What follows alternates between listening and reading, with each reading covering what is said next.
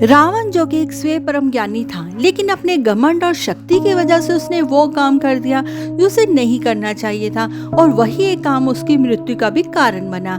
रावण बुराई का एक प्रतीक था, लेकिन उसमें ज्ञान की कोई कमी नहीं थी, जिसके चलते उसने लक्ष्मण को 3 बातों के बारे में बताया जो हम सभी के लिए जानना बहुत जरूरी है।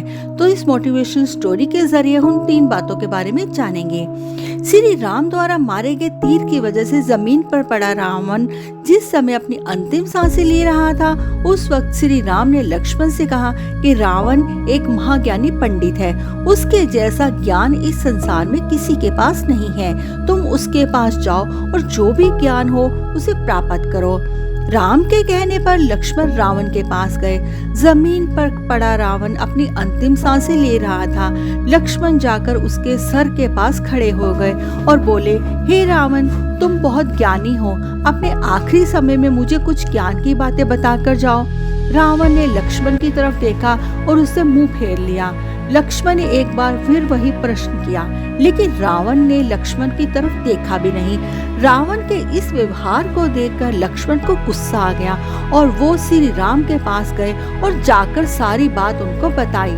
लक्ष्मण की बात सुनकर श्री राम बोले, गुरु से शिक्षा उनके पैरों के पास जाकर ली जाती है, ना कि उनके सर के सामने खड़े रहकर। राम की बात सुनकर लक्ष्मण रावण के पैरों के पास बैठ गए, जिसके बाद रावण ने उन्हें ज्ञान की 3 बातें बताई जो सिर्फ लक्ष्मण के लिए नहीं बल्कि आज भी हम सभी के लिए जानना बहुत जरूरी है।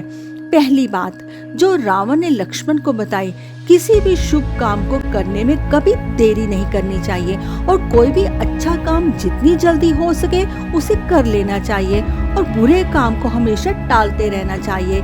दूसरी बात जो रावण ने लक्ष्मण को बताई, अपने शत्रु या प्रतिद्वंदी को कभी भी कमजोर नहीं समझना चाहिए।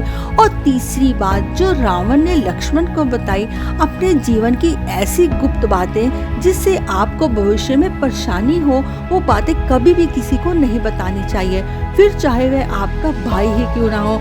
तो दोस्तों, ये 3 ज्ञान की बातें आज भी हम सभी के लिए बहुत जरूरी हैं।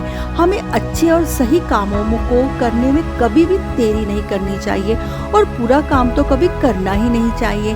अच्छे काम को करने का नतीजा हमेशा अच्छा मिलता है, लेकिन गलत काम करने का नतीजा हमेशा गलत ही मिलता है। कभी कभी हमारे गलत काम ही हमारे अंत का कारण बन जाते हैं। रावण के अंत का कारण भी उसे गलत और बुरे काम ही थे। तो दोस्तों, आपको ये स्टोरी कैसी लगी कमेंट करके जरूर बताएं। देखने के लिए आपका धन्यवाद।